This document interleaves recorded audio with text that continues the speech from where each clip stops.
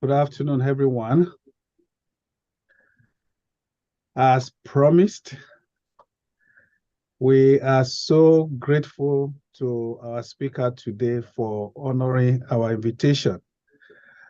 But permit me to let you know that this session is a follow-on sessions that we have planned to empower the young people in Nigeria on entrepreneurship. And we've captioned it in such a way that you will not miss it. Entrepreneurship Essentials, Navigating the Path to Successful Business Startup. A lot of us are looking for money. We are looking to be gainfully employed, but the jobs are not there. So one of the very, very, very important routes to riches and wealth is to have or to be an entrepreneur. So today we are honored to have Mrs. Omowale Ogunrinde. She's the Executive Director, Stroke Coordinator, Field of Skills and Dreams Academy. She will be dealing with issues relating to entrepreneurship and then identifying business opportunities. To help us to introduce her very well, I would like to call on Nasir, who is the Director of the American Space in Bauchi. Nasir, over to you. Yes, sir. Thank you very much for having me. It's my pleasure to be introducing our facilitator for today. And I will be reading her bio for the listening ears of all the participants present. Omowale Ogunrinde is a dedicated professional with a profound commitment to youth empowerment and skill development in Nigeria. As the founder and program director of Field of Skills and Dreams Vocational, Technical and Entrepreneurship Academy, she plays a pivotal role in shaping the future of countless individuals by providing them with the necessary tools to succeed in the professional world. In 2003, witnessing a group of idle youths in a restaurant serves as a catalyst for Omowale to establish the Foundation for Skills Development, FSD. Since its inception, she has garnered support from friends, partners, advisors, and distinguished board to contribute to the mission of FSD. Omowale's vision was clear: to equip unemployed individuals in Nigeria with employability skills through professional VTE training. Under her leadership, FSD has become a beacon of success, boasting an 85% success rate in transforming the lives of school dropouts, disabled persons, and displaced Nigerians. The impact is evident in the numerous startups initiated across Nigeria, with many of the program's graduates either securing industry jobs or becoming employers themselves. Omowale Ogunrinde's commitment to excellence extends beyond national borders. As an alumna of the International Visitors Leadership Program, IVLP for short, she has gained insight and experience that have further enriched her approach to skills development. With a background in education administration from the University of Lagos, Nigeria, Omowale has spent over 2 decades in the helm of FSD. Her leadership as the CEO since May 2003 has been the academy grow and thrive, expanding to enrich to cities such as Lagos, Port Harcourt, Enugu, Calabar, Kuje, Ibadan, Ijebu Ode, Kaduna, Mokwa, and Uyo, hopefully Bauchi soon. Thank you for that. Omowale Ogunrinde's legacy is defined by the tangible impact of FSD's graduates who have collectively created over 10,000 jobs, contributing significantly to the reduction of unemployment in Nigeria. Her tireless efforts underscore her unwavering belief in the transformative power of vocational, technical, and entrepreneurial education. Ladies and gentlemen, let's join hands to welcome Ms. Omowale.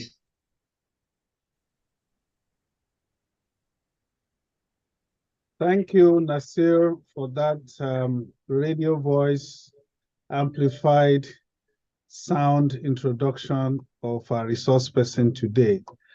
You all agree with me that indeed we are fortunate to have her. She's not only an entrepreneur, she has also nurtured several, and she's still nurturing them. She has a place that she does that regularly. I've been there severally. I've seen them in action. If you really want to see what she's doing, check our Facebook page and our website.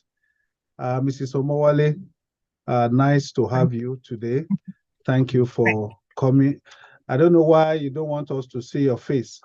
Oh, I started screen sharing. You see my face during question and answer, but that is fine, sir. That's okay. Thank you very much. I know Over I'm to not you. the only one. I'm not the only one who calls you professor. So thank you very much, Professor Iyitayo. And thank you, Nasir, for that introduction. I couldn't believe that that introduction was about me.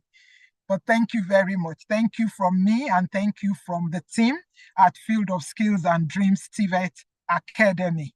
It's always a pleasure to share the little knowledge I have, and I pray and hope that it would empower somebody today to conquer their fears and to go and do what they have always dreamed to do.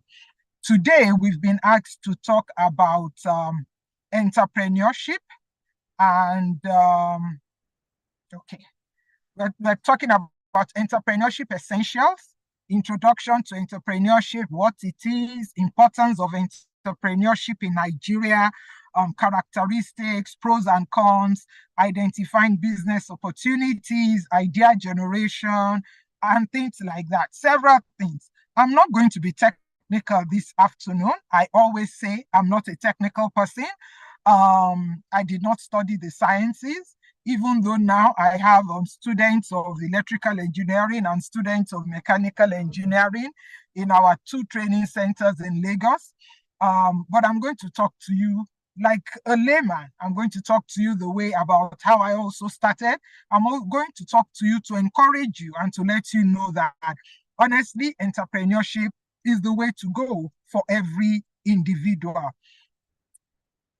I'm sure everybody likes my screen, especially for those who are a bit hungry at this time. You like what you are looking at. It's a cookie, a chocolate chip cookie. But behind this chocolate chip cookie is who? An entrepreneur. And then what is that? A birthday cake. I'm really making some people hungry this afternoon. And behind that is who? An entrepreneur. Behind this also are entrepreneurs. But then, behind your smartphone, everybody has a smartphone. Behind your smartphone is an entrepreneur. Behind the clothes you are wearing, behind your haircut, your barber is an entrepreneur. Behind your shoes is an entrepreneur. Behind the tables and the seats and the water and everything around you is an entrepreneur. So ask yourself, what am I doing without thinking of becoming an entrepreneur? What is entrepreneurship? It's simply working with your creative instincts. And everybody was born with a creative instinct. For some, starting might not be now. For some, starting might be now. For some, starting might be in their mid-30s, in their mid-40s, in their mid-50s. But there is always a starting point for you to fulfill and bring to birth the innate gift that God has given you as he has given everyone. Entrepreneurship started, I'm sure, even before the 1700s. However, it was in the 1700s that definitions and concepts were now assigned. People were now trying to define what is entrepreneurship. But for as long as we traded, for as long as we bought things, for as long as we consumed things, for as long as we were living, there definitely must have been entrepreneurs. And when we want to understand entrepreneurs, many people would say, oh, well, it's about starting your own business. However, it's much more than that. Some would say an entrepreneur is an innovator. I'm sure we all agree with that. If we look at the phones in our hands, it's not likely there's anybody in audience today that is carrying a Nokia phone. Unfortunately, Nokia has been at the butt of examples, but then it's the truth. What has happened to Nokia phone? So an entrepreneur is somebody who not just innovates, goes beyond innovation, and according to Joseph Schumpeter says an entrepreneur is somebody who has the force of creative destruction. What does that mean? Nobody wants to destroy anybody. However, an entrepreneur must wake up every day saying, what can I do better than what I did yesterday? And that's why you see that some things that we used to use before, they are no longer in use today. Because whoever innovated them did not understand that he has to even destroy the past to be able to create the future. To some economists, they would say an entrepreneur is somebody who wants to bear the risk of a new venture. That is definitely true. An entrepreneur understands the way of doing business, and they destroy, like we said, the past to be able to birth the new. And Peter Drucker now took all these definitions further and said, an entrepreneur is somebody who searches for change, responds to it, and exploits it as an opportunity. So he looks for what can I do better? He does it, and then again looks for another thing to do better than what he had done better before. For me, I will just say, to make it simple, an entrepreneur is the person who makes things happen. An entrepreneur ensures that we always have good water to drink. An entrepreneur ensures that our hair is well cut or our hair is well made. An entrepreneur ensures that we have good clothes to wear. An entrepreneur ensures that we have good cars to drive. An entrepreneur ensures that the roads are well paved so that we can move around. An entrepreneur in whichever section, especially in the section of technology. I am sure you will be surprised that the bio they read about me today was not submitted by me. I was told that my bio was picked from ChatGPT.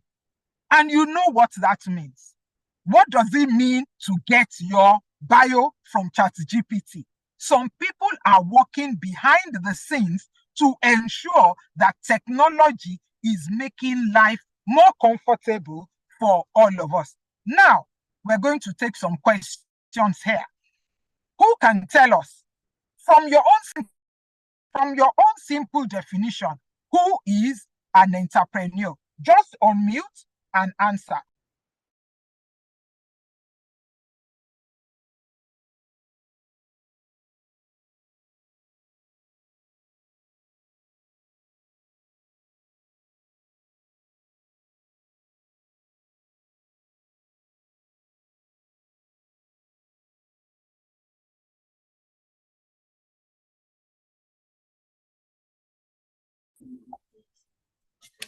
Good afternoon.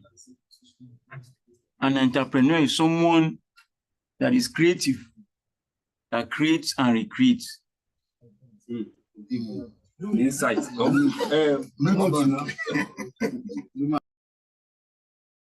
Yes, you said an entrepreneur creates and recreates. Yes, he creates at first, destroys it, amends it, puts some improvement on it. Fantastic. Yes, he creates and recreates. Like we learn and we unlearn so that we can know the new. Yes, somebody else.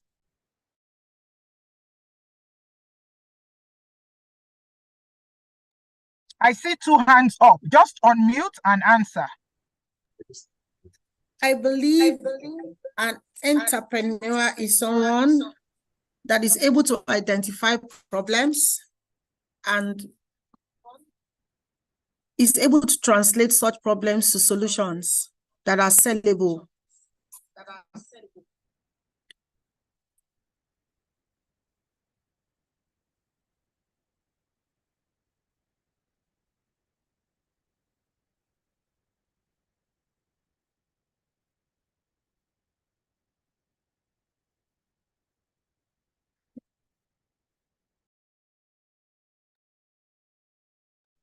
I'm not passing a comment on that because I believe it can be deeper. Let's have the next person. Bini, can we have you?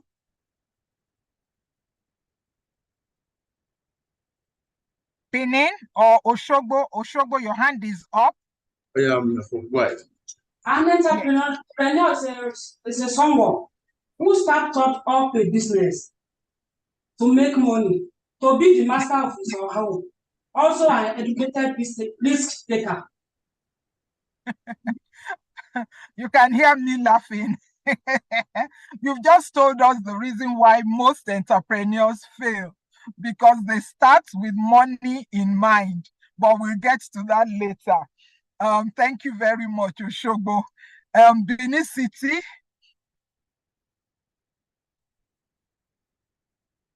Okay, if Benin is not ready, I think we can go on. Hello, ma. I was thinking you heard us before. Can we go on? Yes, please go on. Okay, I was saying that an entrepreneur. Can you hear me, ma? Yes, we can. Yes. Okay, I was saying that an entrepreneur is someone that is able to identify problems and translate them into solutions. Fantastic. I love that definition. You identify a problem, you identify a need, and you translate it into a solution. It is that solution that will end up bringing money. Fantastic definition. I'm going to actually write that down. Let's go on so that we don't waste more time. There's going to be a lot of time for interactions and questions and answers. So the next thing that we want to talk about, why do we need entrepreneurship? For economic growth, we know that it's such a pity that we are all dependent, all, including myself, we are all dependent on things that other people make. Our laptops are coming from outside.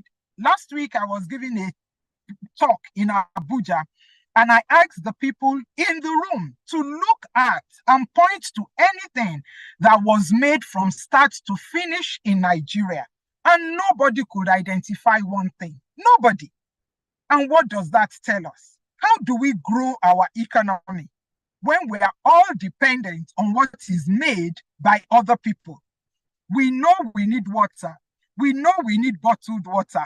We know we need the plastic bottles. We know we need clothes to wear. We know we need the fabric.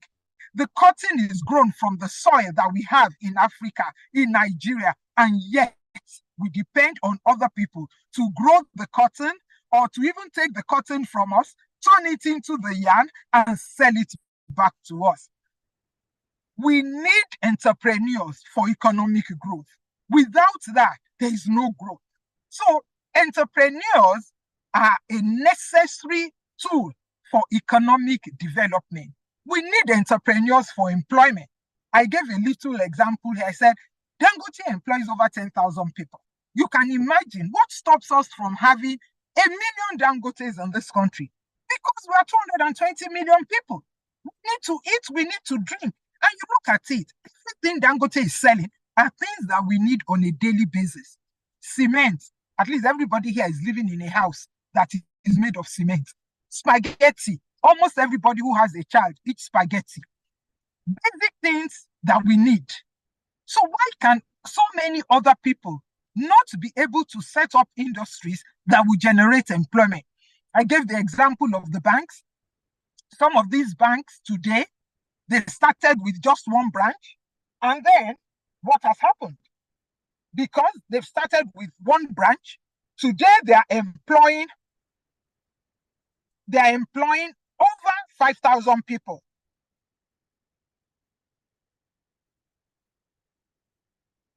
And then we talk about geriatric stability. I'm sure some of us are looking at that what is geriatric stability.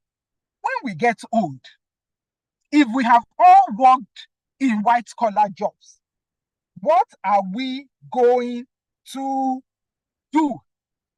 And that is why issues of mental health imbalances, maintaining good health, and all the geriatric issues are becoming more pronounced. Like I always say, if we do a little bit of research, you will see that people are living longer. And because they are living longer, they are becoming more dependent on their children. And because they have not been entrepreneurial when they were growing older, they are idle as early as age 60. They are idle as early as age 65. And if from age 65 or 60 you are idle and you are going to live till age 90, you can imagine the kind of burden you are going to be on your own children. Because by the time you are 90 or 95, your children are also 60 and you are still dependent on them, and then they become dependent on their own children. So we need entrepreneurs to build our economy, to build our well-being, and to create jobs. What will make you an entrepreneur? Entrepreneurs come in various ages, 16, 18, 13. You see it all over the internet.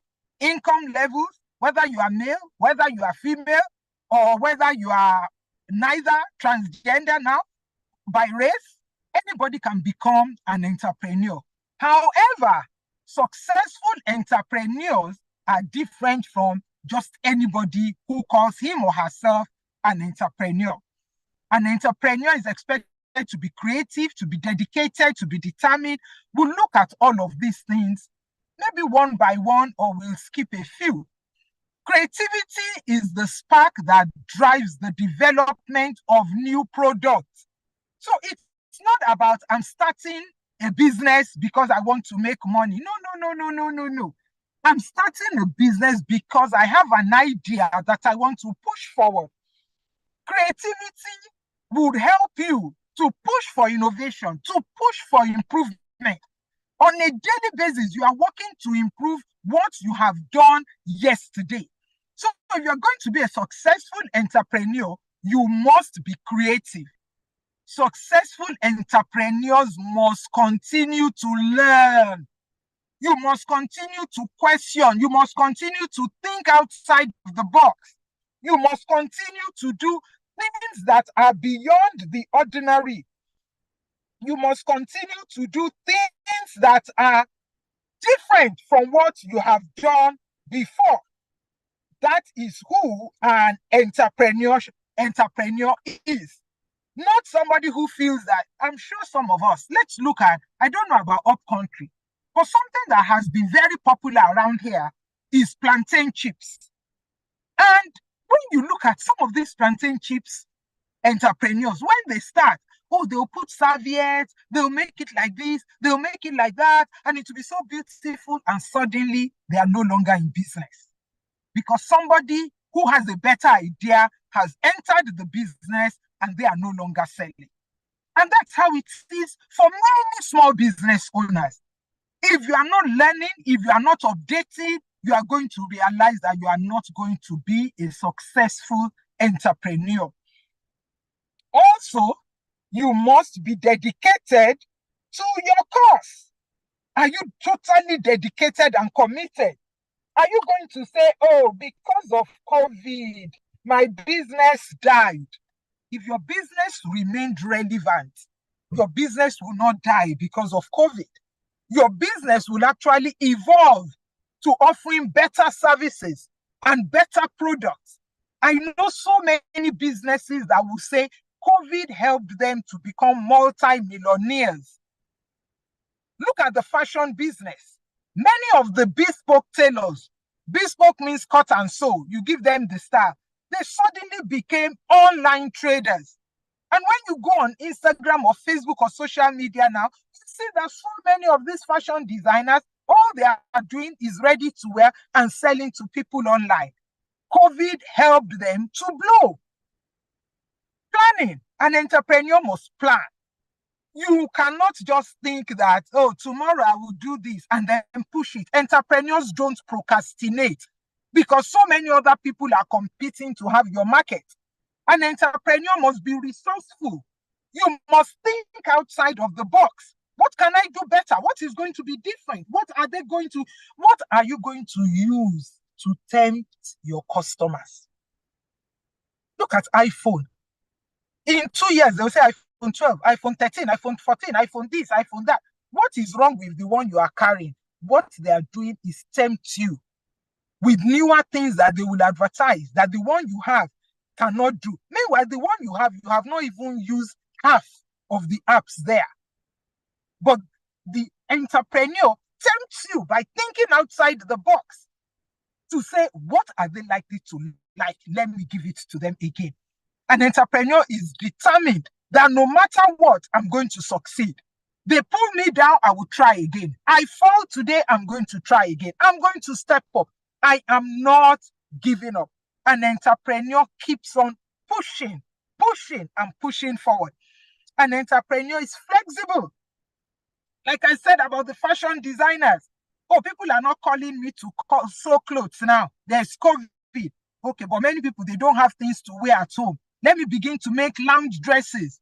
Let me begin to make short knickers.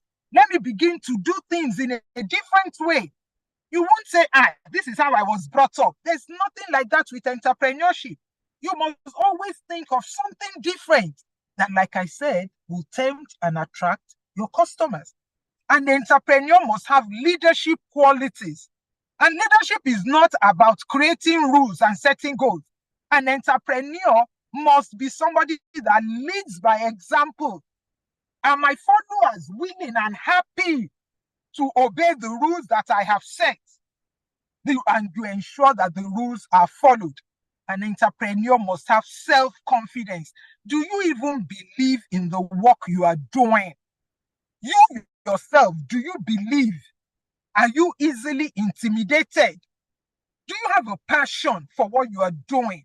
And remember, passion is not the same thing as, oh, I just love what I'm doing. No, it goes beyond that. You must still stay focused because your passion is to ensure that what you are doing succeeds. Money is never a motivation for entrepreneurship. Every entrepreneur must understand that money is not the motivation. Success is the motivator, and money is your reward. I hope if we are writing, we write that down. Success must be what motivates you, not money. If money is what motivates you, when the money stops flowing in, the ups and the down seasons, you are going to stop doing the business. But when it is success that motivates you, you will continue to push until you become essentially successful. The most important strategy is to be aware of what are my strengths and what are my weaknesses. Build on them, and then you have good success. Aside from these characteristics that we've talked about, there are certain other requisite skills. As an entrepreneur, are you accountable?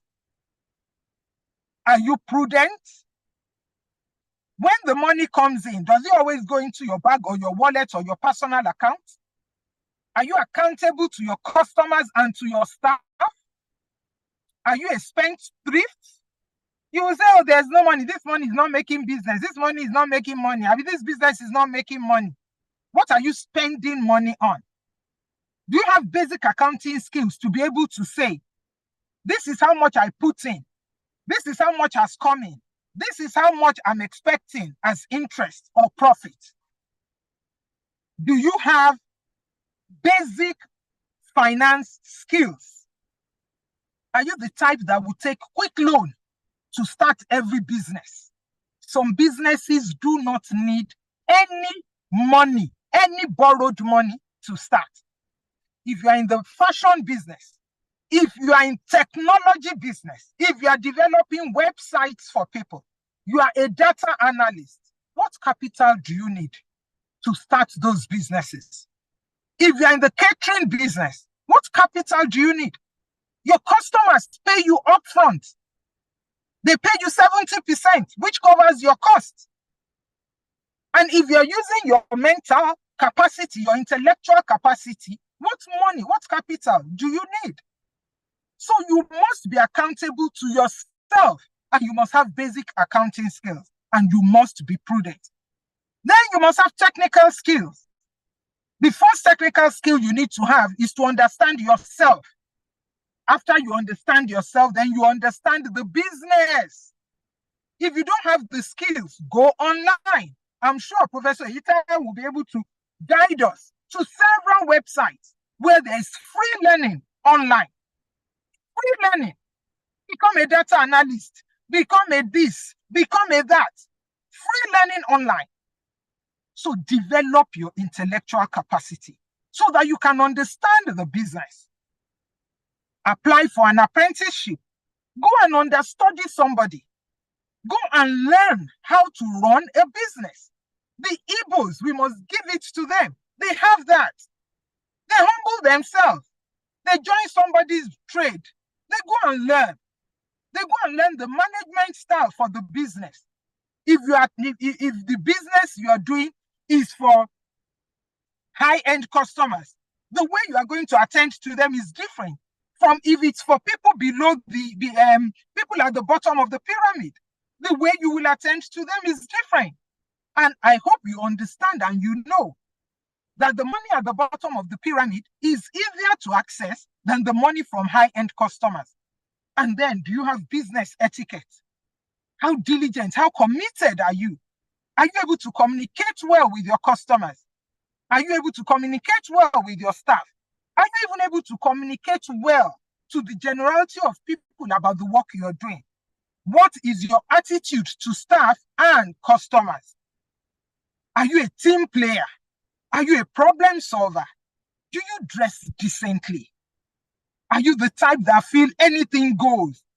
I was talking with our electrical students this morning, and I asked some of them. I said, why? Because we have a dress code. You're supposed to tuck in your shirt. You're supposed to wear covered shoes. And some of them came in sandals. And I asked them, if you had to go and do electrical works in the house of the richest man in Africa, and you dress like this, will the security man allow you to enter, even if you are the brightest and best? And they said no. So I said, that means you have undersold yourself. You are not thinking big. You are not thinking that one day I can be the electrical person handling the electrical works in the house of the richest man in Africa. If you are the one driving the richest man in Africa, how would you dress? So there is a way to approach work and approach business that is very important, and we must understand. Why do you need to become an entrepreneur? Because you become your own boss. Because when you retire from civil service at 60 or 65, you still have to think of something you are able to do. I'll give an example. It's not a very pleasant example, but it's an example of a young woman at 56 who died a few weeks ago. In the last 1 year, the number of books she has published on Amazon, and I was like, does this woman write every day? And she just kept on publishing and publishing. And 3 weeks ago, she died. And I asked myself, she has left a lifetime legacy for her children. Because those books will continue to sell on Amazon until somebody decides that we no longer want to sell these books. There are so many things that we can do that does not require money. An entrepreneur decides what hours to work. But let me tell you, entrepreneurs work harder than most people who work in offices. An entrepreneur's work life does not start at 8 o'clock. It probably starts at 5 a.m. and probably ends at 1 a.m. but you decide when you want to work. You decide when you want to take a vacation. An entrepreneur gets the opportunities for personal financial rewards. And then you have the ability to be involved in the total operation of your business, from conceptualizing to designing to creating to the selling to responding to customers. It gives you the prestige of being the person in charge. It gives an individual the opportunity to build equity, it, and pass it on to the next generation. Like I gave the example of a woman that was just, she did not have hard copies of those books, or soft copies sold online. She has passed it on to the next generation.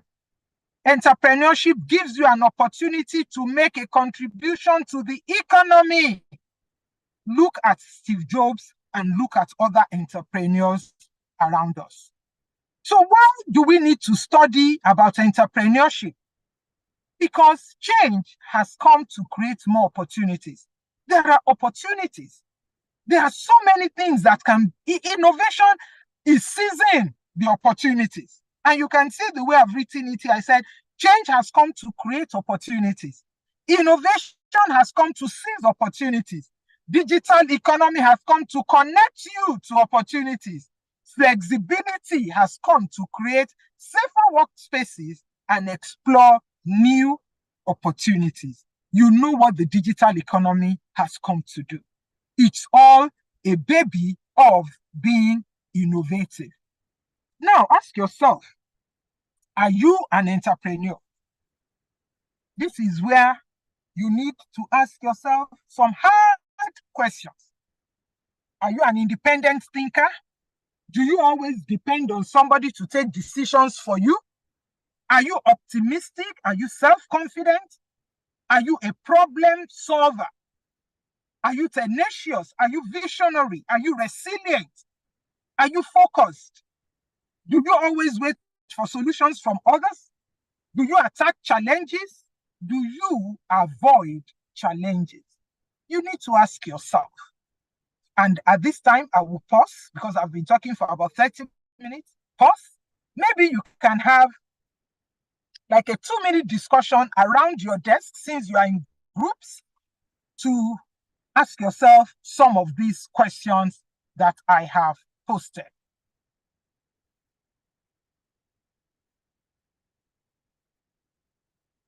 Is it possible for us to have group discussions for about 2 minutes?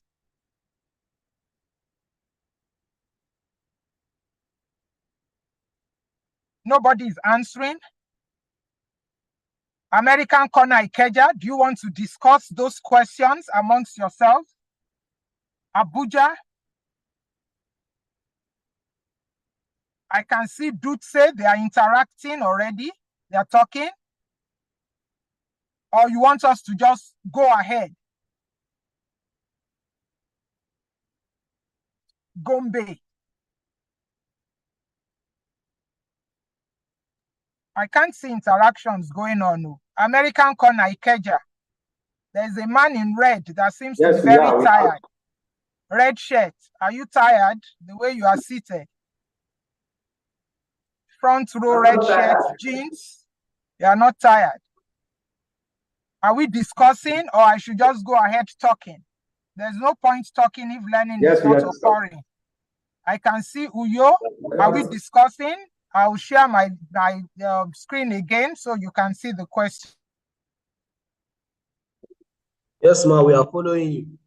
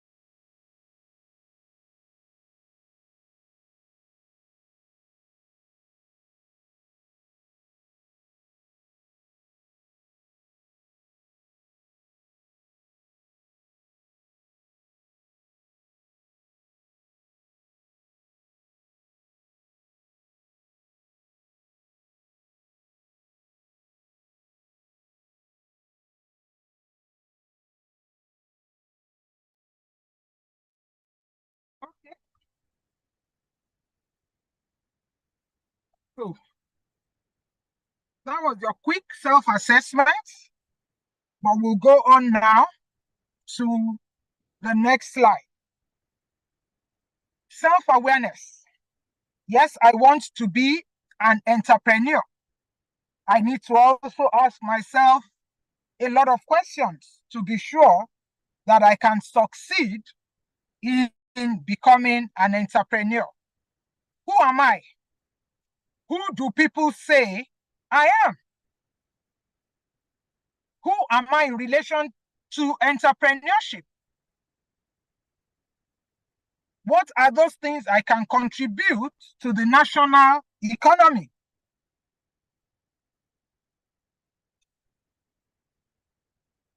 Can I describe myself as an entrepreneur in 3 words?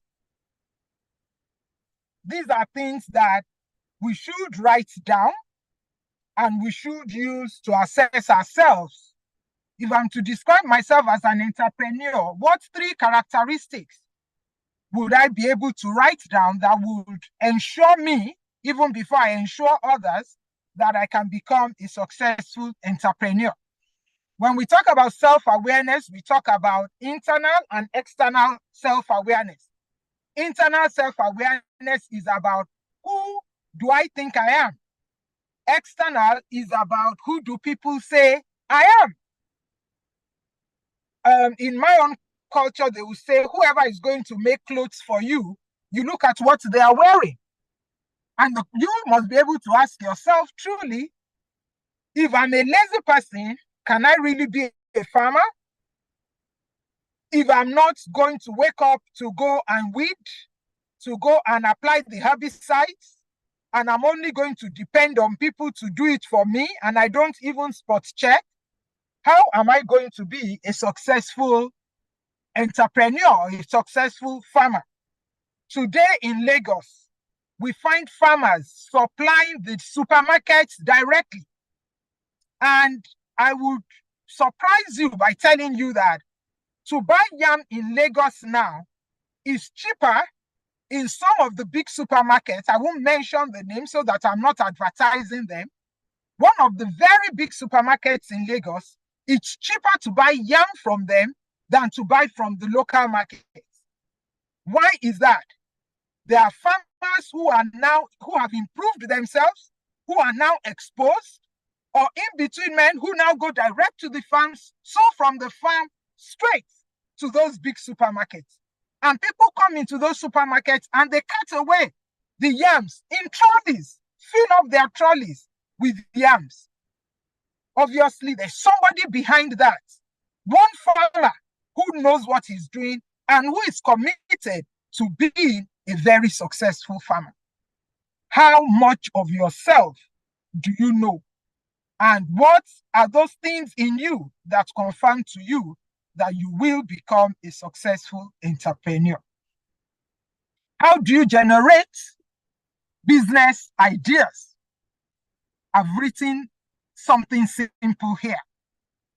The first thing is to ask yourself, what will my neighbor even buy from me? And we're going to take a small question and answer here. So I'm going to expect people to answer some of these questions.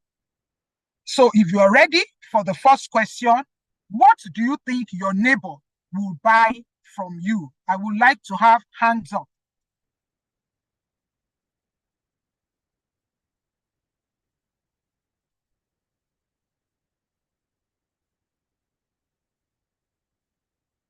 I'm waiting. What do you think your neighbor will buy from you? Anybody?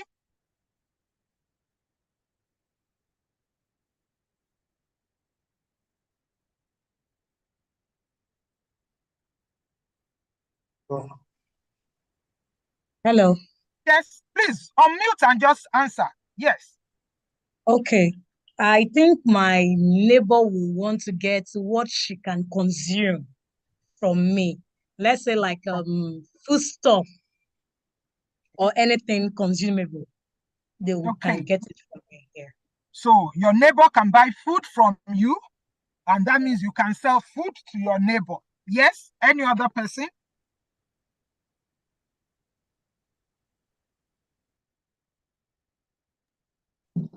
unmute and talk if you want to. If not, I can discuss that first answer. Yes, ma'am. Yes. My neighbor be able to, I can solve this profession like I can't hear. I can't hear. Can you hear me? That one.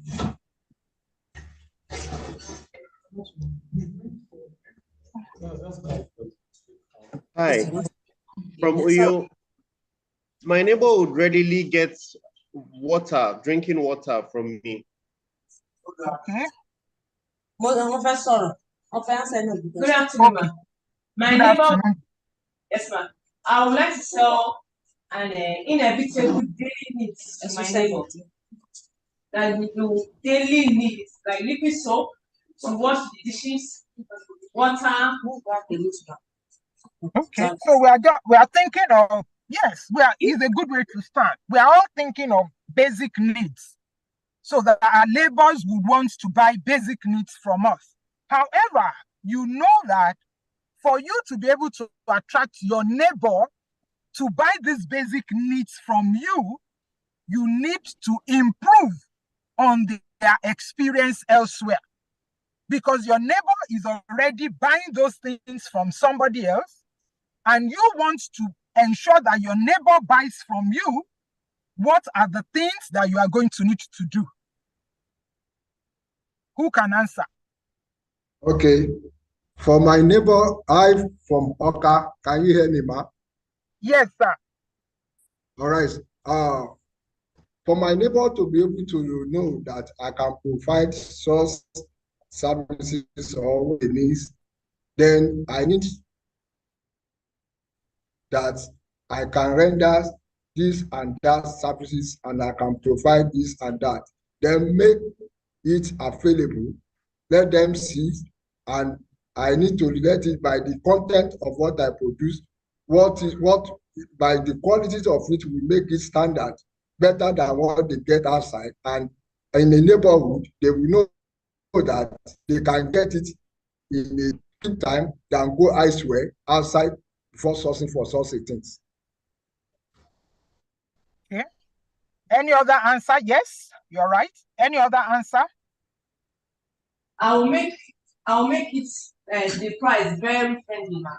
I rather reduce. I'll get the prices that they sell outside and reduce mine for it to accommodate my neighbor.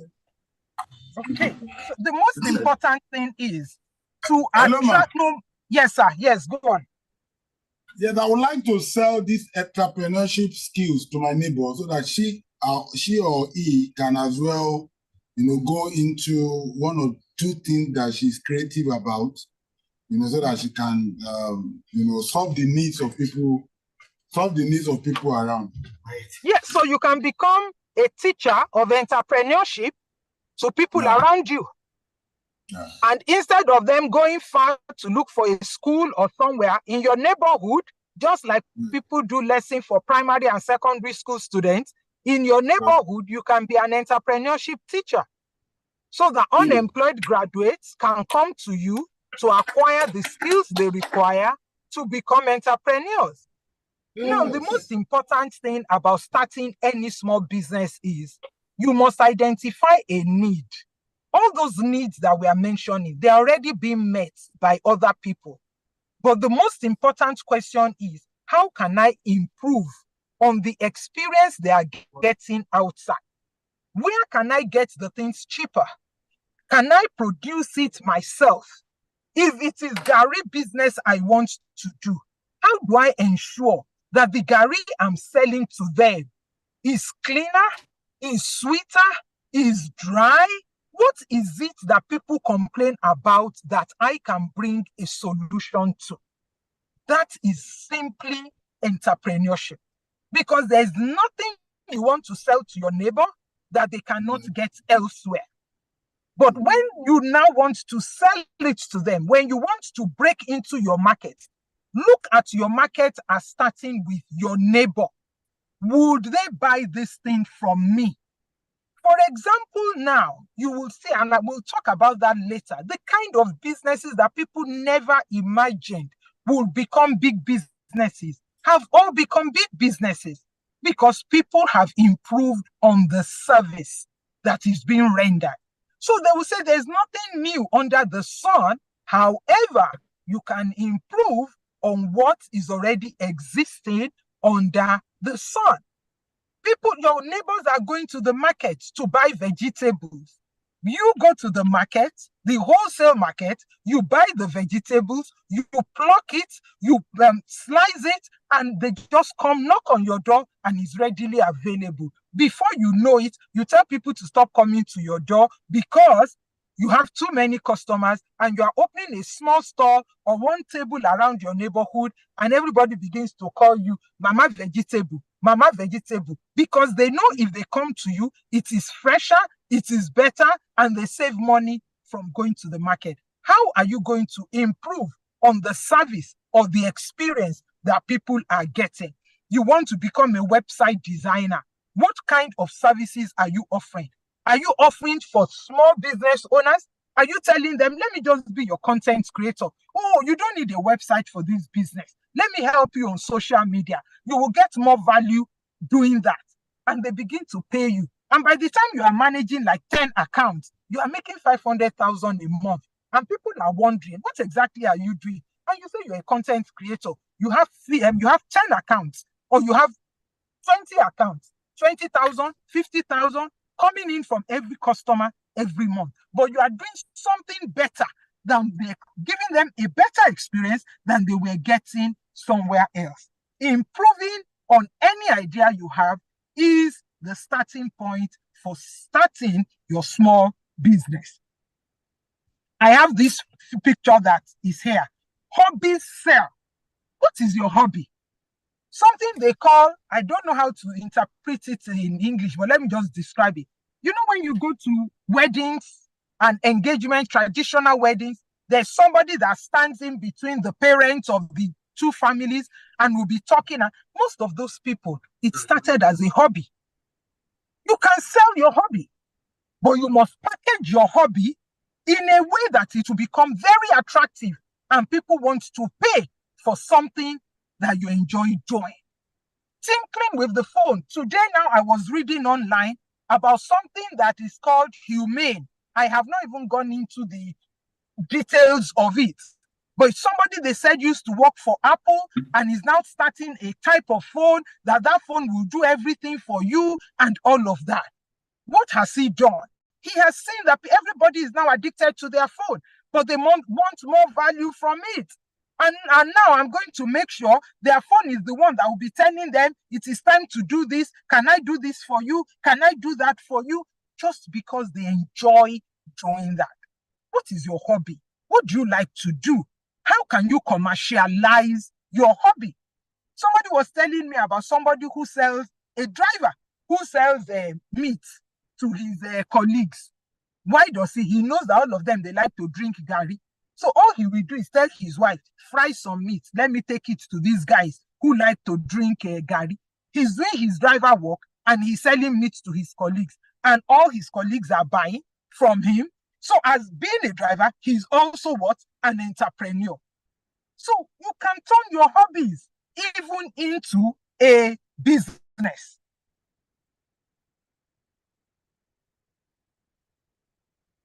Simple examples of small ideas that have become big. Look at what has happened to music. Now, you cannot, most of the things on YouTube, you have to pay, you have to subscribe, you cannot watch without downloading, you cannot copy a music without having to pay somebody. Everything you love, people translate to money. You love my games, you have to pay to play some of these games. Some of the games we play on our phones, you will say that you are always interrupted by ads. And they will tell you, if you do not want an advert, what do? You pay just to play a game. You want my books, you pay. You've lost a missing item, you pay. People are helping people to do shopping. People are paying for every service. There are simple things around us that people have turned into money. People pay other people now to do grocery.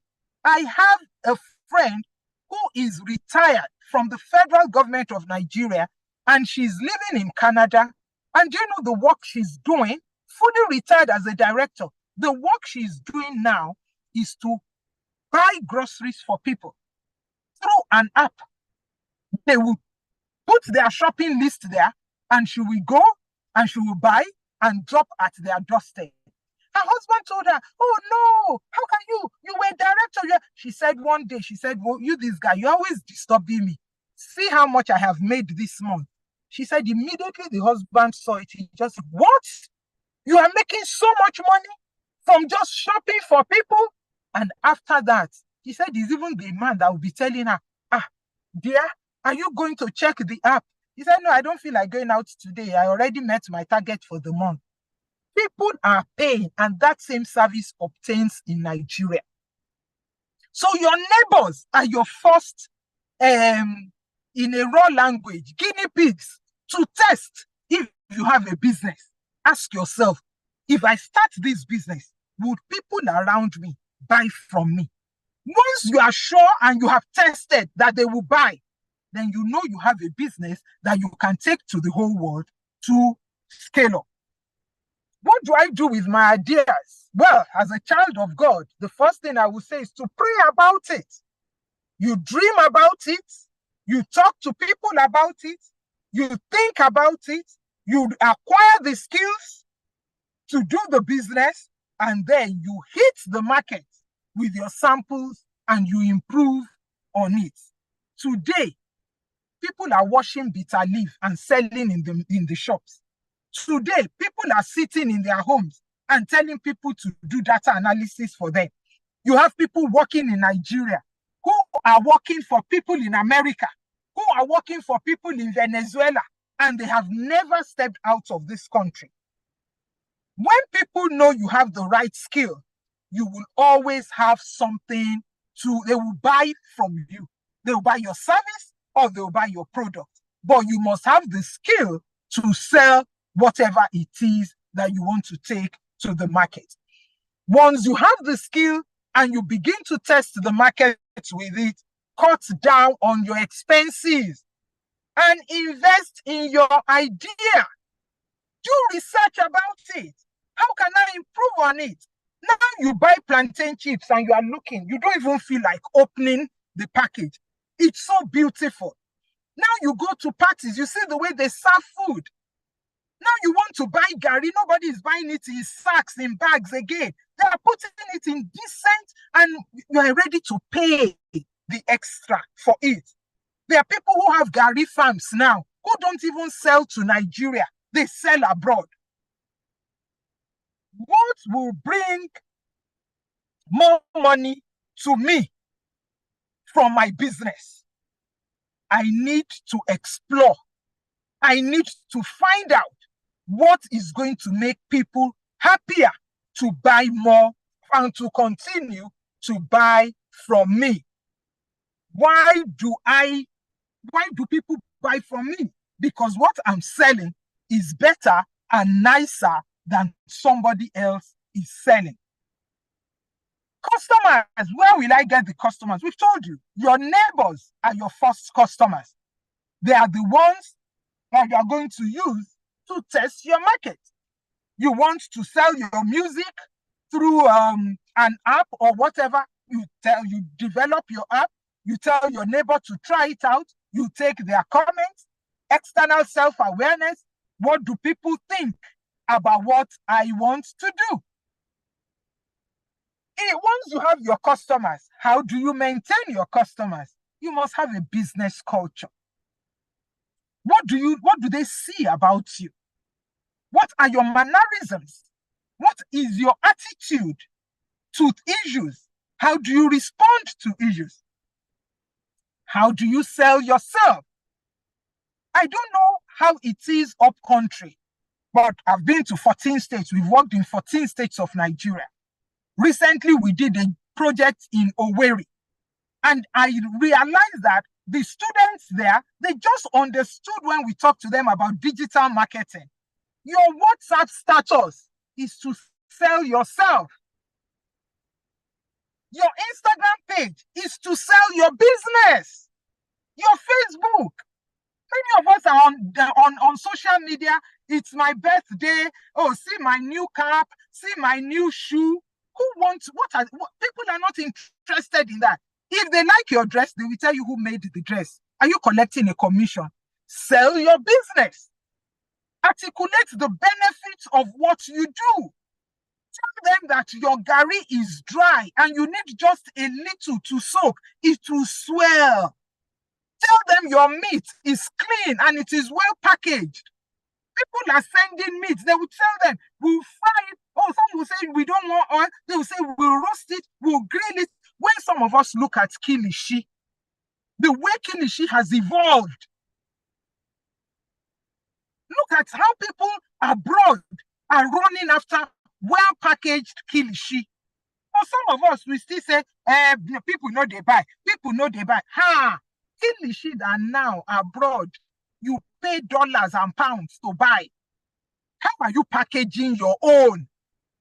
If you are packaging it for the international market, all you have to do is advertise it on social media. They will pay even before you make the kilishi. Build social capital for yourself. Develop good relationships with people. Don't be known as a fighter. Don't be known as somebody who will always say, the customer, now you offend me, now you offend me. Develop a good relationship. Maintain a positive business culture. Develop new ways of doing the business to break barriers. Tell them, this one day with salt, this one day with sugar, this one day with onion, this one day with Cameroon pepper, this one day with red pepper, this one day with habanero, this one day with something. Just different ways to attract people to buy from you. Use technology to grow new markets. Let your employees to understand that your customer is king and they must meet and they must have the interest of the customer at heart at all times. Don't be the one that will always tell the customer what to do. Listen, have a listening ear, and let your employees also understand that. Learn to manage your cash flow so that you can grow your business. Not every money that comes in must be spent. Invest it back in your business and identify what is your lifeblood. Your lifeblood is the money you make from the business. Your lifeblood is the passion you have for the business. Your lifeblood is the impact that your business is making. One happy customer will give you several other referrals. One bad boss means your business will stay in one place. But one good leader means that everybody is ready to move the business forward. How do we turn this into building a big nation, a strong economy for Nigeria? I like to show this picture. Everybody would like to live in a house lined with money. It's beautiful. If my house was like this, I wouldn't have to work. But then how will I maintain it? Because every house that is built will require maintenance. If money grew on trees, we would just say tree, stay there. But even then, don't we have to plant a tree? As farmers, don't we have to nurture the tree? Don't we have to ensure that rodents and insects and pests are not eating up the money that is growing on the tree? Hard work requires, entrepreneurship requires hard work. It requires resilience. It requires determination. And I've left gaps there for you to fill up. From everything I've said today, what are those things that you can see that entrepreneurship requires? One thing I want you to know is that to be a successful entrepreneur, you cannot give up. Because when you give up, you lose your blood. And when you lose your blood, what happens? Your business will die. So as an entrepreneur, you keep moving, you keep working, you keep innovating, but one thing you never do is to give up. The lifeblood of your business is what gives it the strength and the vitality to grow, just like the blood in your body. You must build capacity for yourself. It helps you to build capacity for society, because your strength and your commitment to your business will continue to ensure that your business grows. Is your lifeblood the money? Is it the impact? Is it the passion? Is it social status? Is it other benefits? But how do you sustain this when there are issues? Issues will come in the mind. What do you do with those issues? How do you resolve those issues? When do you resolve those issues? The solution will come from the same mind that conceptualizes the problem, will also conceptualize the solution. Once you are able to bring out a methodology to solve the problem, you will be able to realize money from it. Until that stage, you cannot give up. Many of us stop at the stage of operationalization of what the problem is. We've conceived the idea, we are trying to operate it, it's still struggling, and then we give up. I'll give the example of a woman. I'd like to give the example of a woman who has been waiting to have a baby. And then she gets pregnant.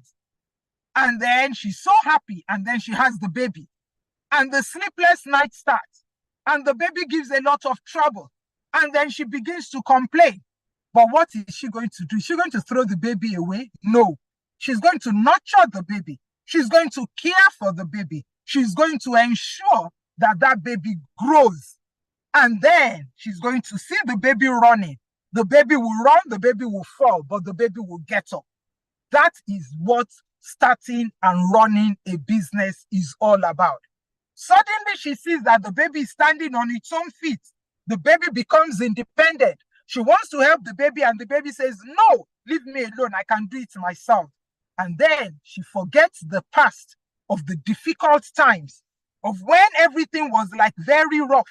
And then she's moving forward, and she's able to make the money from what she has started. How do I start? No better time than now. If you wait, somebody will take your idea, because ideas are evolving every day. If you wait, somebody will even do better than what you had ever thought. Is there reward? Yes, there's a lot of reward in entrepreneurship. Somebody said, entrepreneurship cannot be fully explained, because entrepreneurship is an experience. Entrepreneurship is a journey. Entrepreneurship is not just money. And Benjamin Franklin said, money never made a man happy, nor will it ever make a man happy. There's nothing in its nature to produce happiness. The more a man has, the more he wants.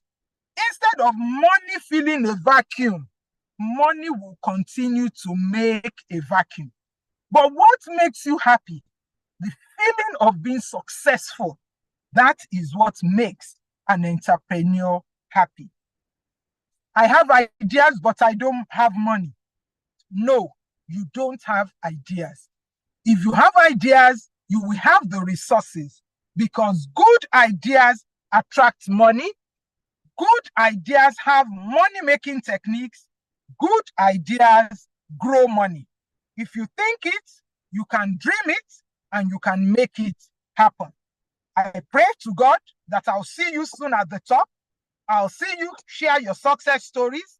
I'll see you leading others and teaching them how to become entrepreneurs. Thank you very much for listening.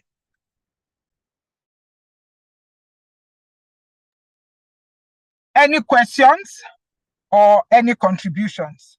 I think we need to clap for Mama very well.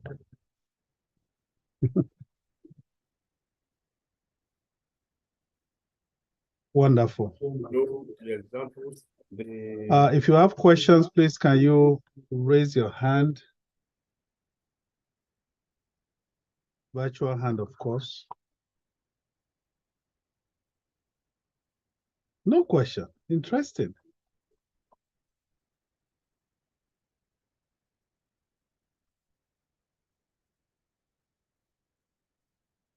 Okay, we've seen Uyo.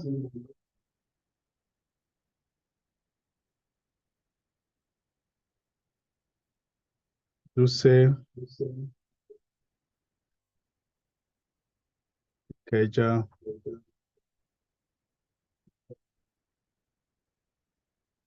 Uyo, go ahead.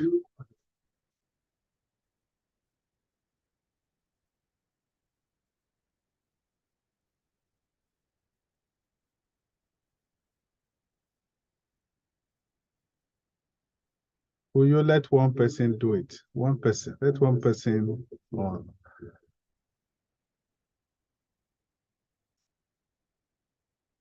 Okay, while we're waiting for Huyo, do say, can you go ahead?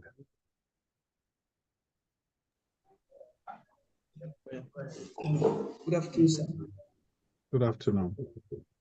My name is Mohammed from Federal University, Duse, Department of Criminology. Sir, I have a question.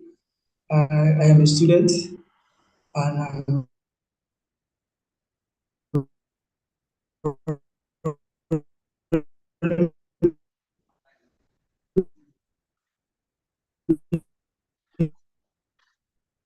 Sorry, we can't hear you. I think switch off your camera. As a Start all over again, as sir. an entrepreneur, start problems.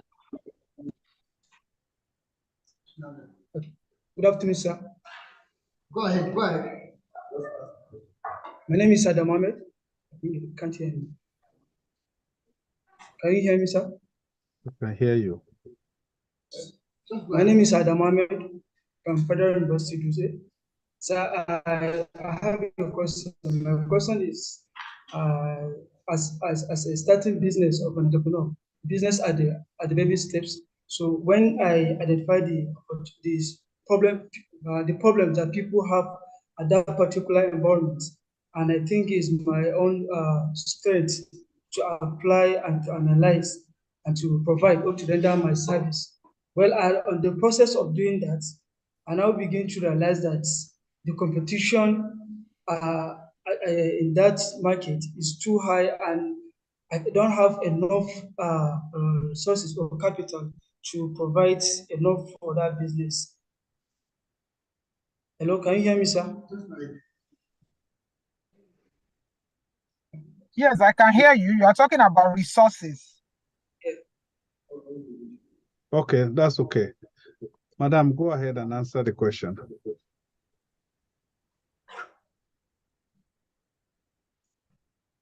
Hello, you talked about resources. From everything I've said, you've seen that, like I said, becoming an entrepreneurship is actually within. So I don't, except you mentioned the kind of resources that you are talking about, I would not really understand what you're saying. I've done training in Uyo before, and I know that business is thriving in Uyo. So it depends on, I don't understand. So maybe you give an example of the kind of resources you are thinking about.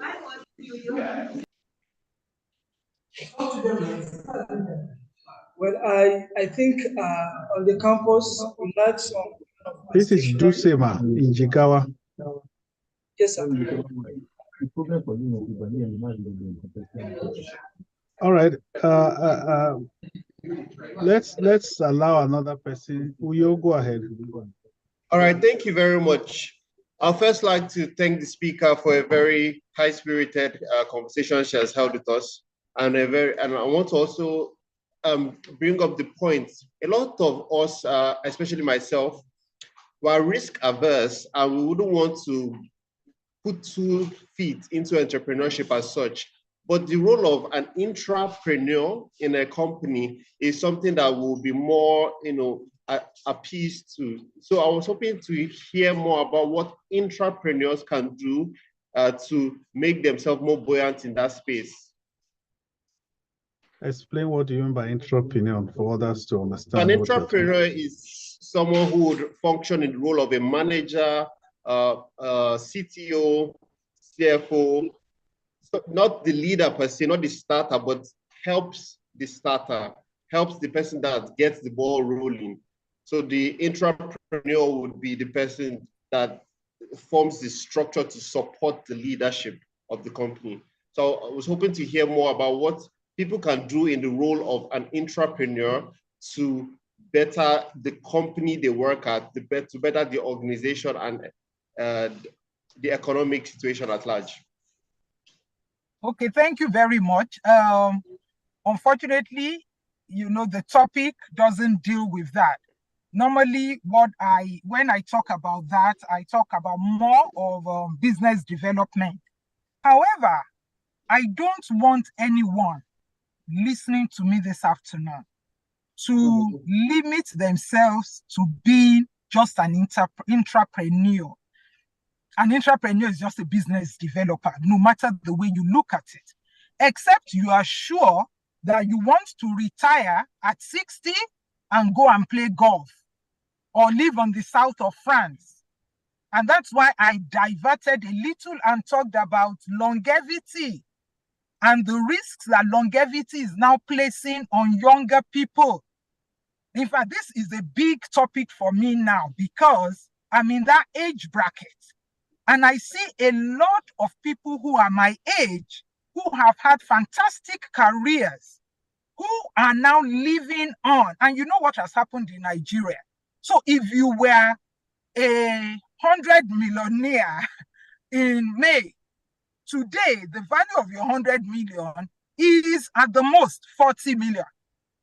If you were the type who you were CTO and you have retired and you were traveling first class, and because you felt I've made enough money, let me go and live in the south of France.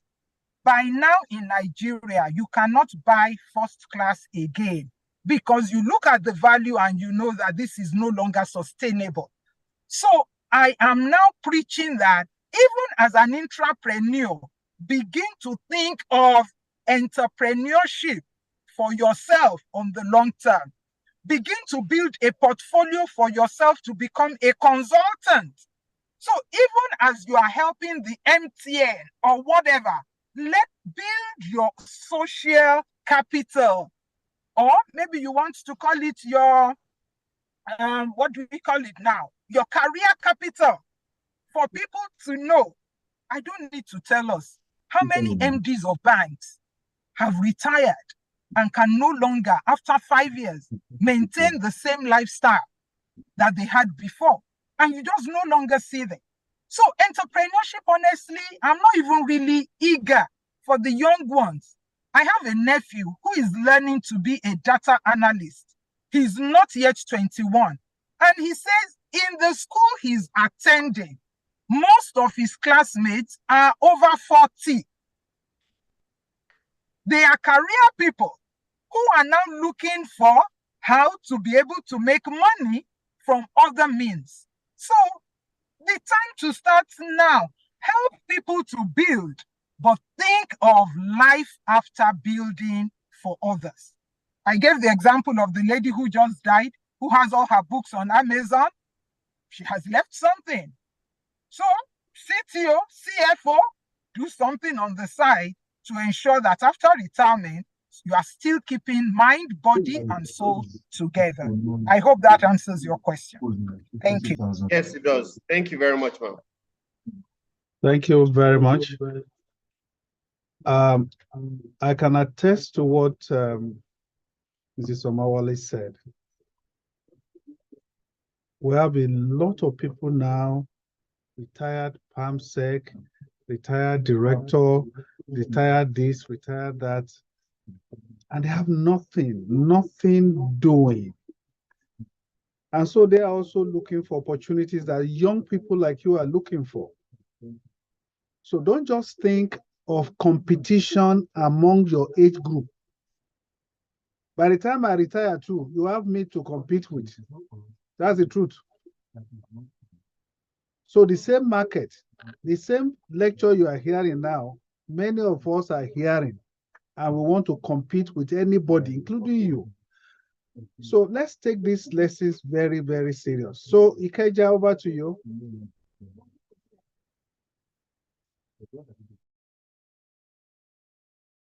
Is Ikeja there? Okay, let's go to Mina. We are ready, sir. Okay. Stand up and move to the front, please, so that we can hear you. Good afternoon, sir. Good afternoon. Okay, sir. So, thanks for the lecture. It's really interesting. I came in there, but for the meantime, please just go straight to the question. Sir, when you talk about ideas that attract money, what is the how question? do our ideas attract? Yes, I'm talking about the question now. How do our ideas attract money without financial resources, like resources with it? How do our ideas attract money without resources, like available resources? Okay. How can your idea attract resources without you actually putting money down? Yes. Okay. Thank you very much. Madam, over to you.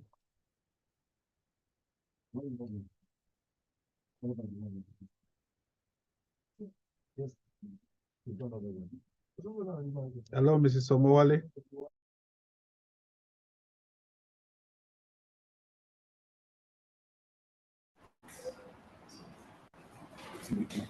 I think we've lost Mrs. Omowale. Back. I'm back. Okay, she's back now. I'm back, sir. Did you hear the question? We have a question, Mina. Please, go.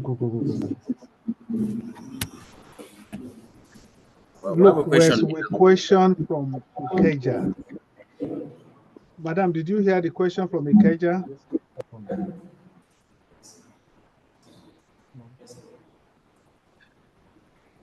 Madam, did you hear the question from Ikeja?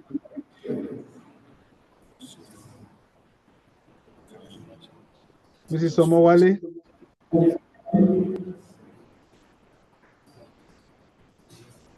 I think she's finding it difficult to unmute. I can see that she's trying to unmute. I'm here. Can you hear me? Yes, we can hear you. Okay, sorry, I must have missed the question. Did you hear the question? No, I didn't hear that last question. The question is, how can that's the guy, attract funding for the idea that he has, but he has no money to develop it? Well, unfortunately, that is not a Nigerian issue. And I'm sure Prof would attest to that, because when you go for small lectures or conferences, even abroad, they will tell you it's all over the world. Small businesses find it difficult to attract money because this money is other people's money. So the first thing you need to do is to ensure that somebody buys into your idea. Who is going to buy into your idea? Fortunately for us in Nigeria, there are many opportunities for you to pitch your business idea. If you pitch your business idea, you might be lucky that you find somebody who buys into it. But until your business is tried and tested by either an individual and then a corporate organization sees it, it is going to be very difficult for you to get money. And that is why I have given examples of so many other businesses that truly do not need large starting capital.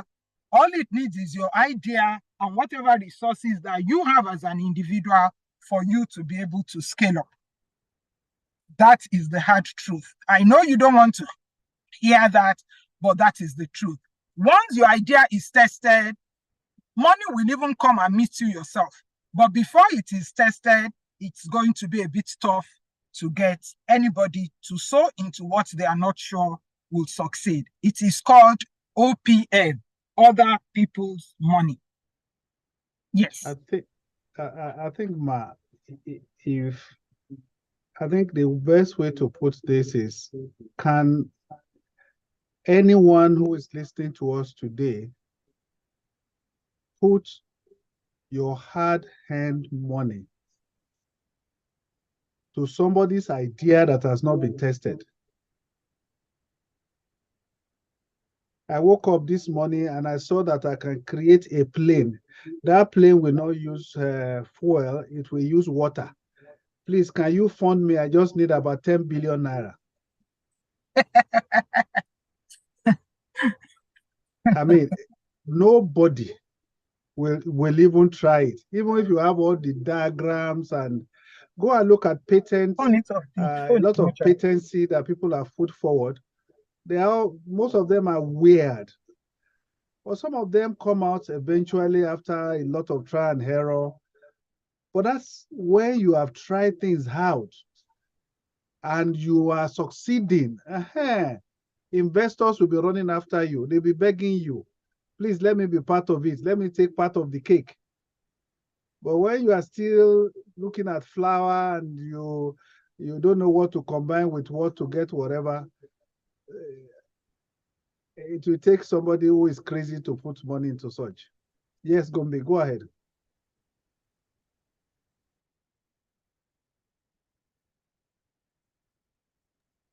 Gombe. Good afternoon, sir. Just say my question is.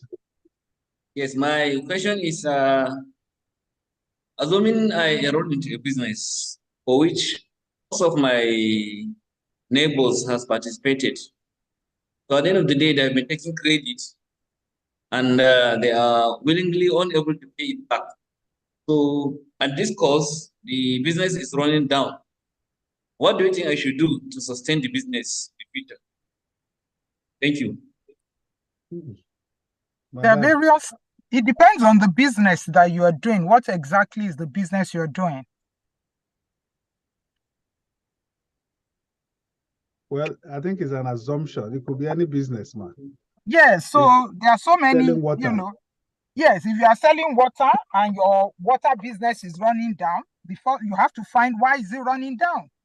Is it that you have too many leakages? It depends on the business. There'll be various, the same reason why an aeroplane or an airline is not attracting customers. It will be different from why a farmer is not able to sell his rice or whatever. So you have to first of all identify what the problem is.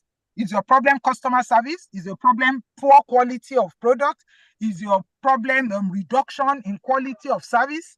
So there'll be so many reasons. You identify the problem, you profile a solution, you test the solution, and then if the solution works, then you escalate, ensuring that you put the solution in place. But definitely, problem identification is number one, and it differs from various, yes.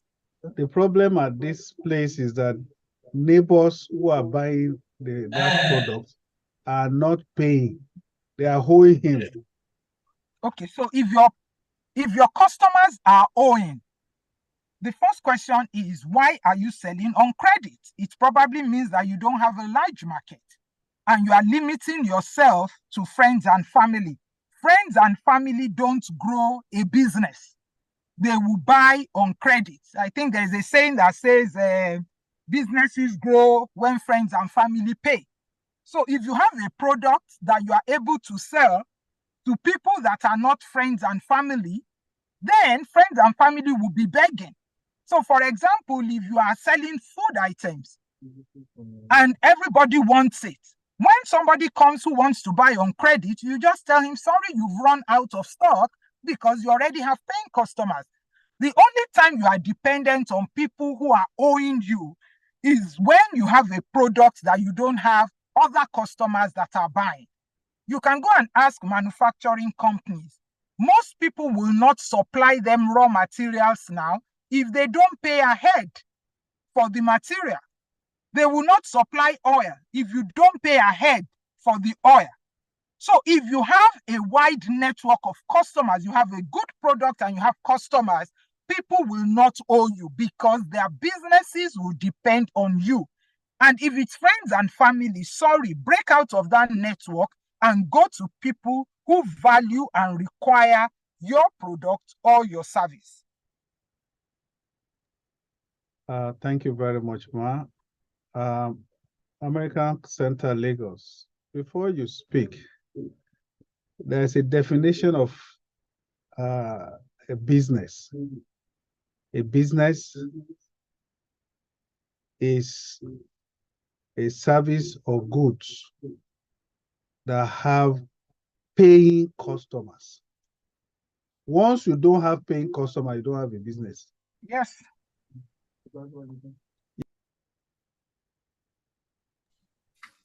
All right, thank you more for the presentation. Say my question is. All right, the first question I want to ask is, I want you to throw more light of the place of partnership in entrepreneurship, because it's very good. I don't know your position on partnership. Then I also want you to throw more light on how to narrow down ideas, because we say entrepreneur is about identifying a problem, and within your community, you've been able to identify few challenges that you can provide solution to. How do you prioritize which one to venture into first, then scale it up from there? Then thirdly, I'd like to know how to deal with monopoly and strict government policies or whatever it is that has to do with your particular business, because we know in business, there are some areas, there's a lot of monopoly and all that. So that's thirdly. Then the last question is, if you're in a gained employment. It's okay. 3 is okay. Okay, let me start with the middle one. Number one, you have various business ideas. I will just answer with one thing. What do you have most capacity to deliver that will attract and generate the kind of customer base that you want? Everybody in Nigeria, we in Nigeria, we all have ideas. Everybody has a solution to everything. But which one do you have capacity to deliver that will attract the kind of returns that you want? That is for that. So you have to, this is an internal self-awareness and external self-awareness conversation. Number two, partnerships. I'm always very careful about partnerships. You must all be able to draw the line. Why do you need a partner? What is the partner bringing to the table that you don't have? And then what are you bringing to the table that the partner does not have? If you are able to identify all of that, very simple. You have an MOU and you ensure that there are governing rules for your MOU. People will say partnerships don't work. On the other hand, people will tell you that their partnerships have worked for years. But partnerships will only work when there are rules of governance. So we are not just saying, oh, come, let both of us just do this thing. And then when money starts coming in, there is chaos. But once you have rules of engagement for both of you, it is very easy. Even in families, especially when it comes to generational wealth, once there are rules of governance, it will work. And both of you cannot have exactly the same capacity. So if both of you are bringing the same thing to the table, then why do you need that person? And why does that person need you? So you would have to answer some very objective questions, and then you would have to have rules of governance for that partnership. And then, of course, it will work. Yes, what was your third question? I can't figure it out now. Quickly.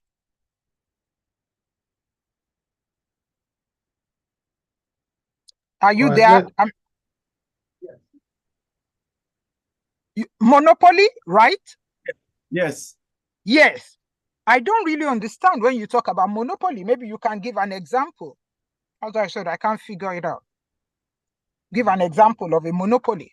I don't really think there are so many monopolies around. Give an example. There's this first comers advantage where once they come into business and at the same time they create rules and regulations that makes it very difficult for people that just want to get into the business with all the bottlenecks, by the time you go through them, you're already more like thinking of doing something else. Give an example, because I know some first comers who have very stiff competition now.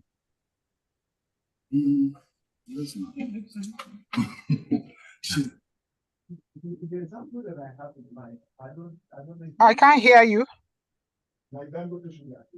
I can't hear you. Somebody say like Dangote Sugar. Dangote Sugar. Well, but the point truly is Dangote Sugar he has nothing to do about the fact that he has a monopoly. He has the capacity, and even right now, there are so many other sugars in the market. So it's about how you scale up. And remember that before Dangote Sugar came into the market, he had been running several other businesses.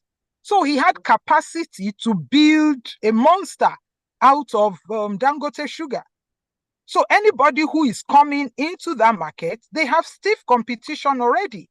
So that is not his fault. That is the fault of whoever wants to compete with an elephant. I put up a skit that I saw that a dog was asking an elephant, how come you've been pregnant for the last 12 months? You haven't given birth. And I, as a dog, have given birth to 12 puppies.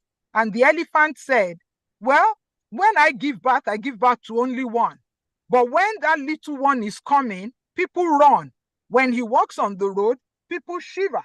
So the question is, when you want to compete with an elephant, you must have the muscle of an elephant. So he's not the one creating the monopoly.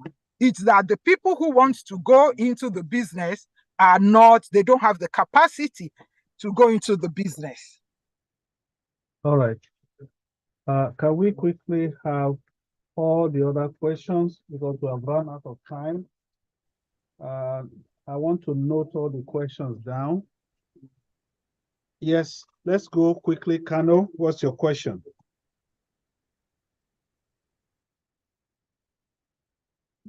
Kano.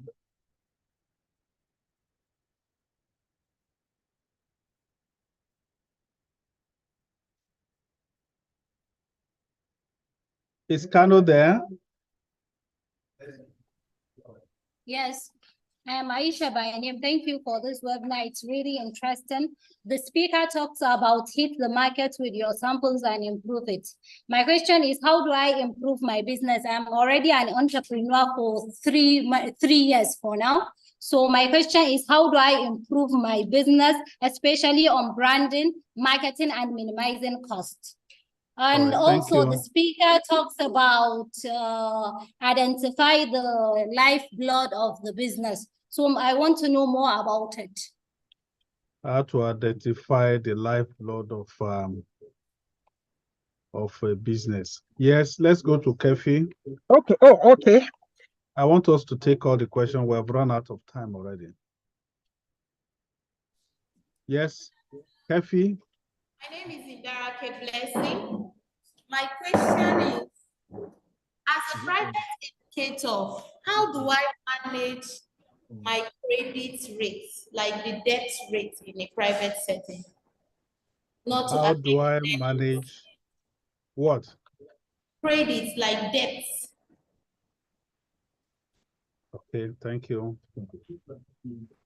Yes, let's go to Sokoto. Then Gombe get set, and then Uyo. Then we'll wrap it up. Okay, good afternoon, sir. Thank you very much for this wonderful presentation. Your question. Please, so what advice will you give to young people over there if they want to start business, they would think about starting with 100,000 instead of 5,000 naira, selling kilishi to their neighbor one. So thank you very much. I don't understand that question now. What exactly? I said, what advice will she give to young people there and the entrepreneurs or those that thinking to start a business instead thinking about to start business with 100,000 instead of 5,000 naira. Like for example, as she said, what can you sell to your neighbor? Thank you. I still don't understand the question, but let's go ahead. I think Madam will answer that one. Gombe, over to you.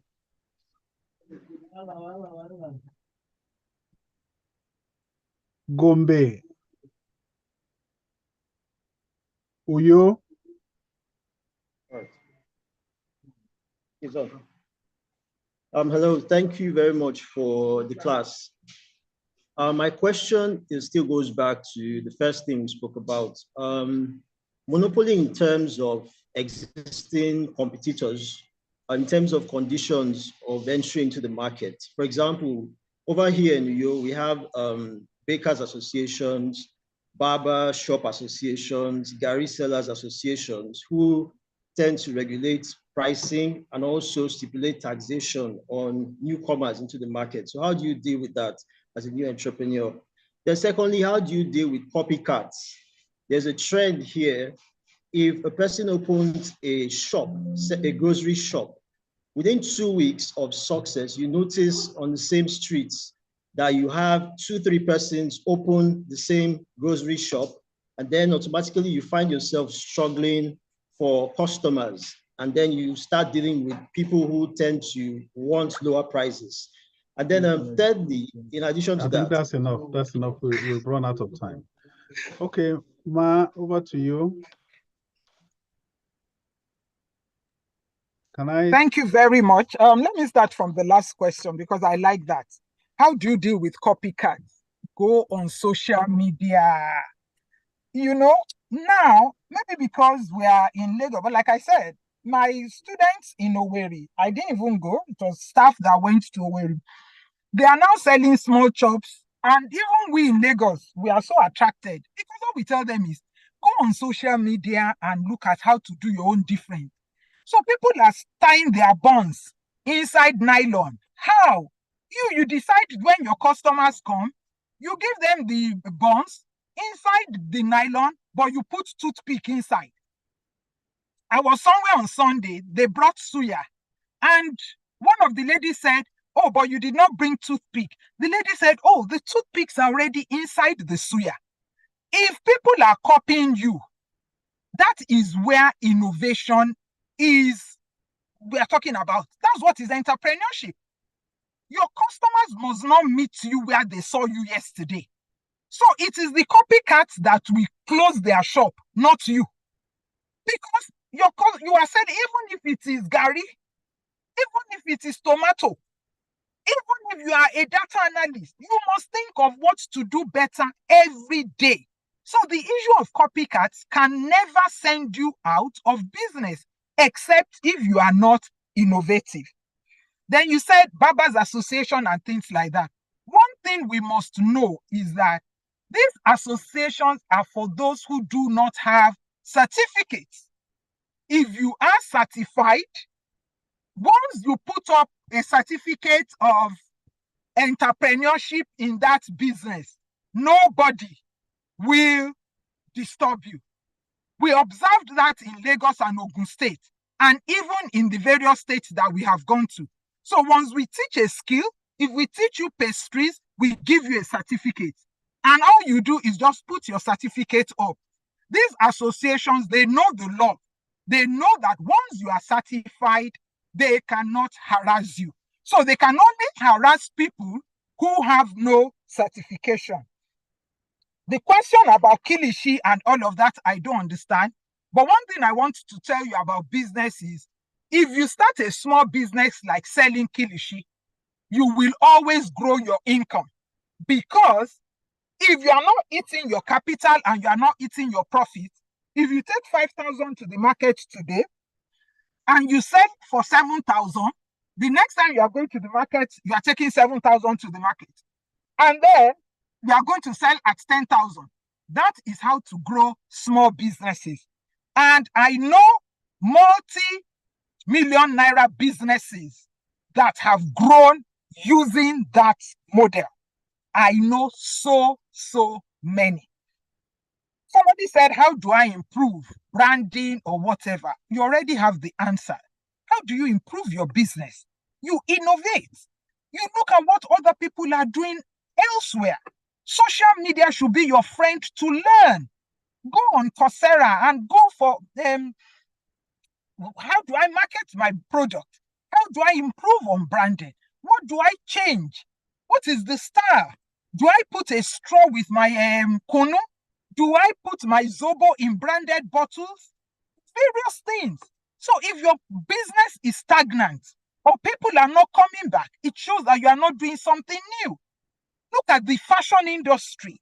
Look at even technology. We talked about it. I talked about how ChatGPT brought out my CV, even to my own amazement, what ChatGPT wrote about me. So if your business is not growing, if it's static, you already have the answer. Improve on your brand. How do people see you? Who is the face of your business? GTB had a fashion show over the weekend, and I walked in there and I saw a particular lady, and her store was busy and all of that. And I said, oh, you, this lady, you are so, she's all out there with her makeup and everything. She said, no, that she's not the face of her business. So that it is this, her quiet daughter, that is the face of the business.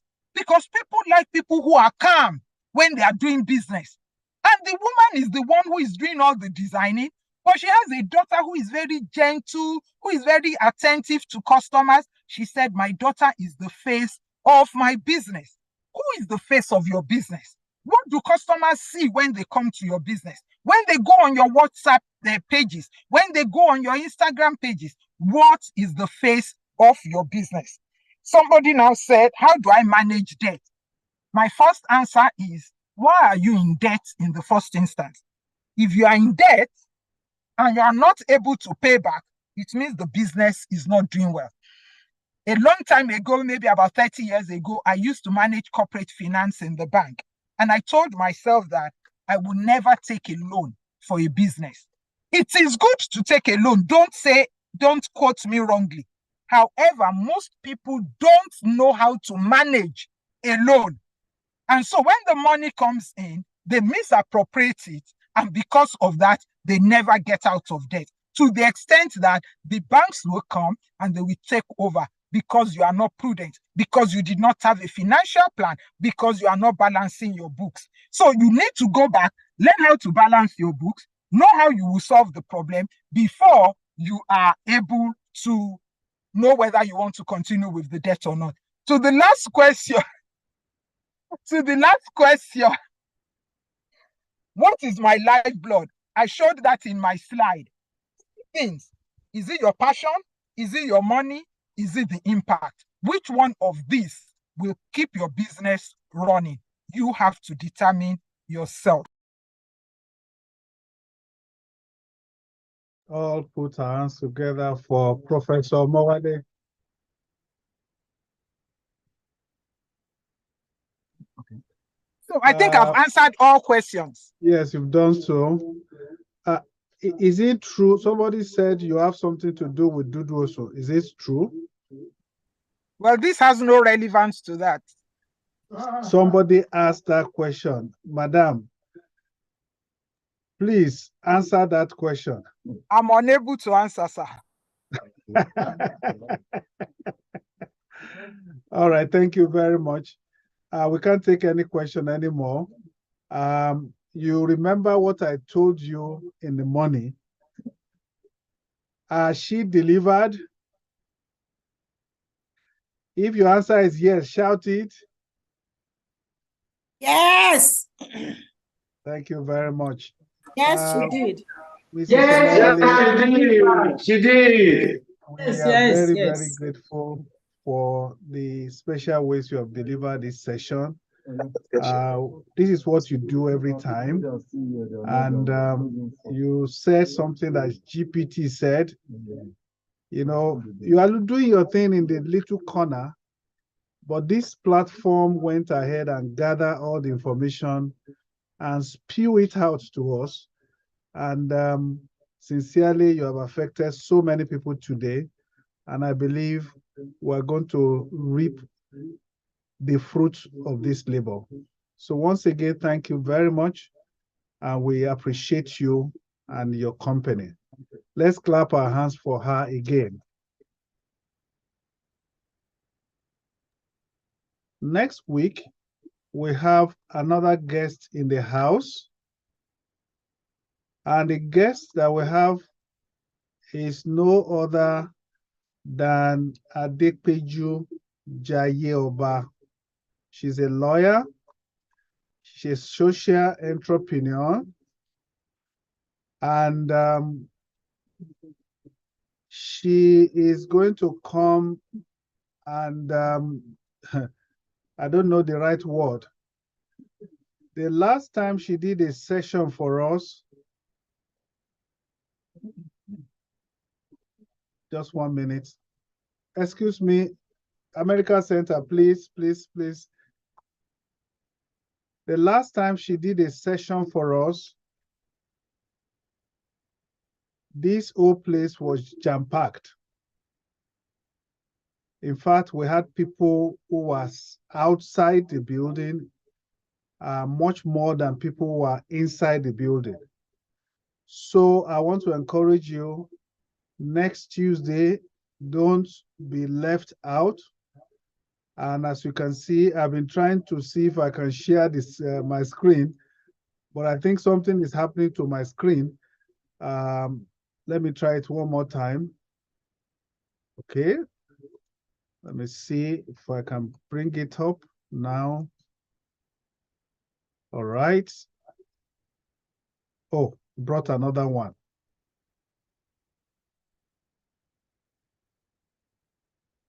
Oh my God. This is the one we just finished. Okay, so you go to our website, you'll be able to see it. And please, let's make sure that on our website, this is a place you visit regularly to get up-to-date information about our programming. All right, she's here now. So this is Adepeju Jayeoba. She will be talking about business planning and strategy. I know very well she has, among several others, two popular businesses that are thriving very well. And like one of you asked a question, she came into the business with one idea, and some people were trying to copy her. She made it so impossible for them because of a particular trick which she had. And that's why you need to be up your game.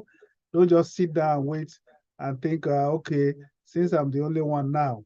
No, people are copying. They are copycats. And that's what we do all over the place. So please encourage others to join us next week. And with that, we want to appreciate every one of you. I know you are so tired now, but you are fired up as well. So go and start your business with your neighbors, with your family, as well as the whole world. See you next week. Bye-bye for now. And happy Thanksgiving to everyone. Bye. Bye.